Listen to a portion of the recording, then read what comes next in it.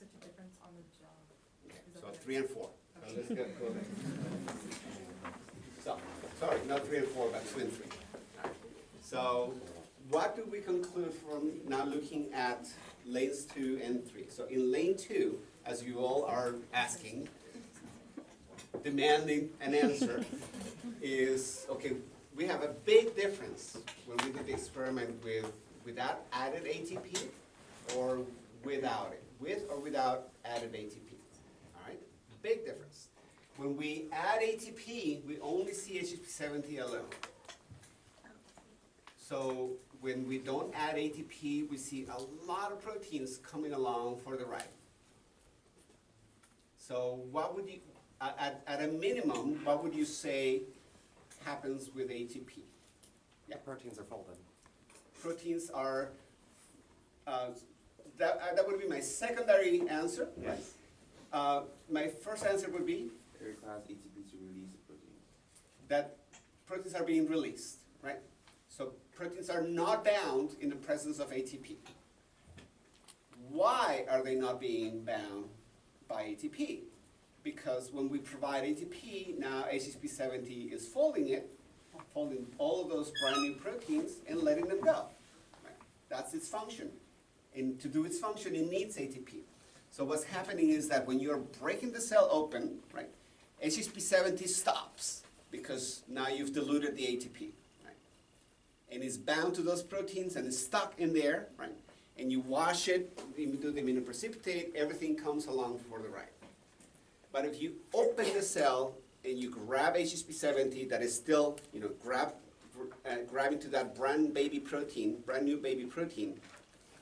and you give it ATP, now it's going to use that ATP to fold that protein while you're grabbing it with the beads and washing the beads, right? It's using with the ATP, folding it and letting it go, and now it's going to the gel clean by itself because it folded all the proteins that it had bound, and it has released all of those proteins that it had bound. So you see its function right there, right in front of your eyes. That's in the lane with ATP. In the lane with detergent, though, in lane 3, we're not providing it ATP to fold. So it should not release the proteins. What's happening though? Is it stop them from associating in the first place? It's stopping from association. Why? Very good. Why? Is it denaturing the proteins so they can't bind? It's a good guess, but it's not a strong detergent that it would do that. Only SDS does that.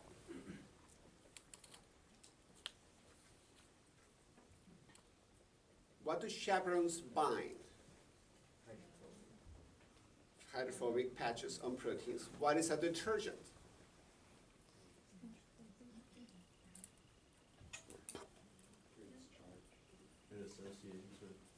Then what is a detergent? It's a molecule that has a hydrophobic part, right, and a polar part, right? So it can dissolve things in water, but greasy things in water, right? So it can use a large hydrophobic part.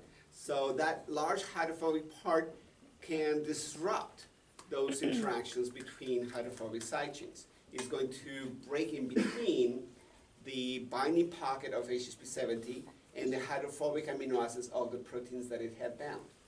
And by intercalating in between, by doing hydrophobic interactions, it's going to break the binding of HSP70 with all the baby proteins that it had bound. Yeah? So is it specifically interacting with the hydrophobic areas of the HSP70 or the Of other both. proteins, both? Of both. It's intercalating between the two and encoding both baby protein and HSP70. So, super cool experiment. 4 lanes, you have seen everything, a lot of what the textbook tells you. So before we move on to the chase, any questions? So, why doesn't the SDS isolate the chaperone in protein in lane 1? Like, why do we still see? So, good question. So, lane 3, we see that Triton X100 release all of those proteins from HSP7. Why did that not happen in lane 1 since we boiled it in SDS?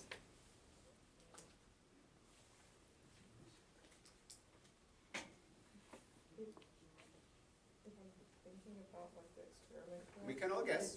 So, Like good. it does separate them.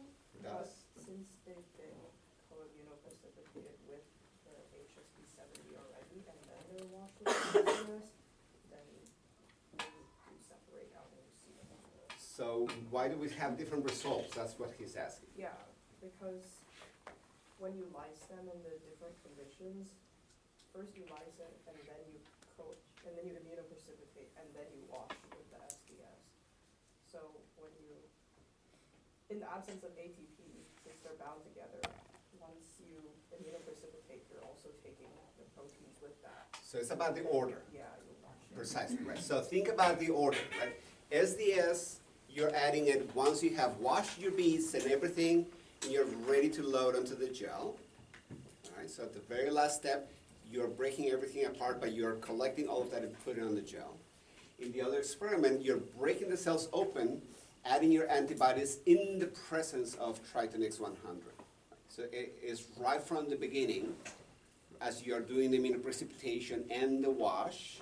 And then, because Triton X100 doesn't denature anything, now we also add SDS to boil and denature everything and load it on the gel.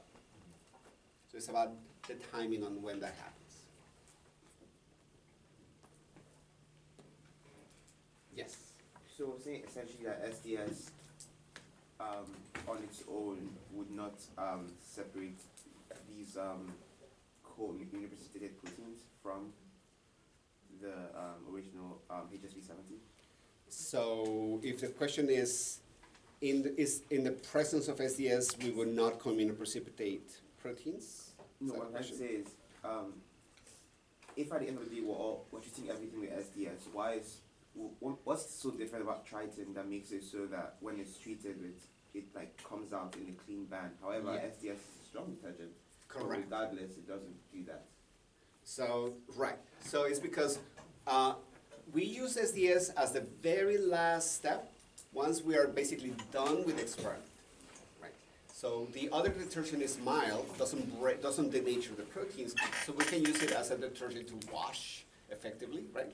But SDS, we're not using it to wash, we're using it to open up the proteins, denature them. Right? So at that moment, the experiment is finished, done, all we need to do is load it onto the gel. So we're adding the SDS to break all bonds between proteins to separate them on the gel.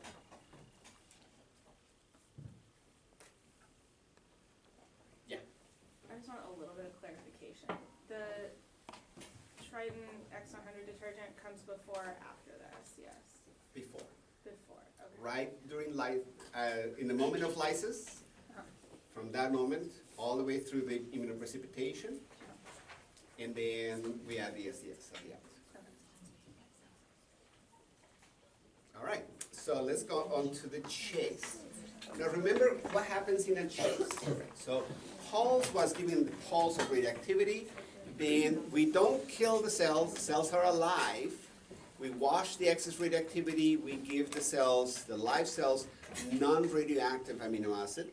So now they will continue to synthesize proteins, but they will not be radioactive, they will not be visible. Right? But the cells are alive for given amounts of time after the pulse. So this is cells that were after the pulse, half a quarter of 15 seconds. This is a fast experiment. 30 seconds, 1 minute, all the way to 10 minutes after the pulse. Right? These cells died after 30 seconds. These cells were alive all the way for 10 minutes with anything happening inside the cell going just perfectly fine normally for 10 minutes before you kill them to open them up, and then at which point you do the immunoprecipitation with your nice antibodies You wash the beads and you boil it with SDS, load it on the gel. Now the conditions here are in the absence of ATP. So this would be equivalent to lane 1. Alright? So lane 1 was just the pulse. So here is pulse and chase for different amounts of time, breaking the cells open without any additional ATP provided.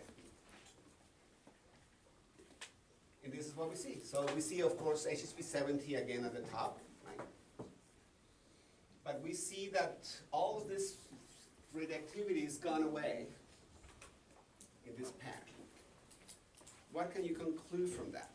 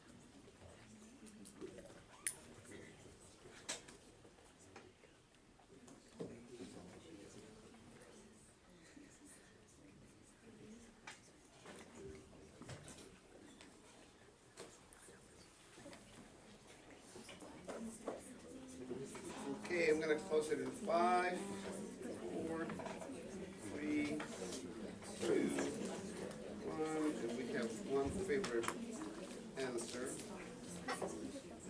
which is B.